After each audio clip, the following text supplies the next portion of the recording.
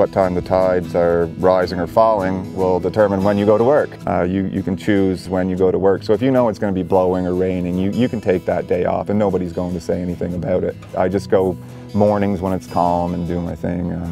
I've seen people waste a lot of time by coming an hour too early for work, and then you sit there and you waste an hour or two of your day because the seaweed isn't floating or it's underwater. So mid-May, 1st of June, roughly, and we'll work until 1st of September to 1st of October. That depends on the harvester. Some harvesters will spend all day out here, but myself, I just come out, do my thing, and get back and unload it and get home. And I can do it in 4 to 5 hours. But sometimes I'll do that twice. But then you have to consider steaming back to the platform and then the unloading process. You know, some boys will take an hour or an hour and a half to unload their boat. It's manual labor, so if you've done any sort of manual labor before, it's sort of paramount to that. You know, you're working with your back and your arms in and around ledges and rock. You really want to be putting that rake in the water as fast as you can. That's the whole idea, to get your hourly wage up if you're here to make money. Part of that is putting your rake back out clean, because then you'll harvest more with every motion. The unloading is more physical than the actual raking of the seaweed. I think the biggest part is probably running the outboard and being comfortable on the water. That's number one. I think that the work is pretty simple, it's pretty repetitive, you catch onto it quick.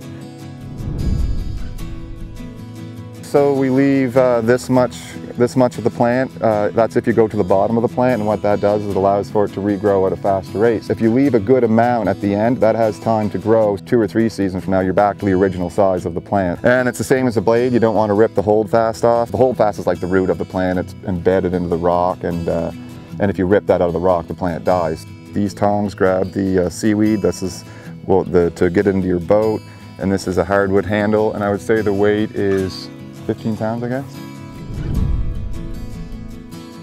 $1,000 to $1,500 would be that's before deductions, would be a realistic idea of how much you can make. Some people do make more, but you have to understand they're exceptional. It's not what you should be coming in and think you're going to make $2,000 to $3,000 a week without putting a ton of work into it. Normally I will rake 8,000 pounds a day, a tide, and sometimes I do it twice. But most days I do the 8,000 pounds, which is 4 ton. And if you do that 3 days a week, and then 2 days a week you come out and you rake 8 ton, you're doing well. You can lease or buy a boat or motor, and the platform is provided, and they pick your seaweed up. So basically, it's everything you need for the most part to go to work. You'll have the full setup.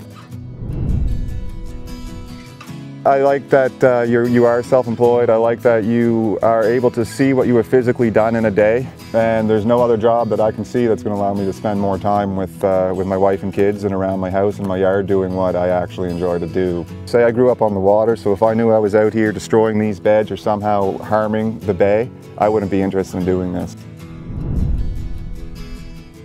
Yeah, so come join the harvest, see what Acadian Seaplants has to offer. I've been here for 10 years, and it's been an enjoyable experience.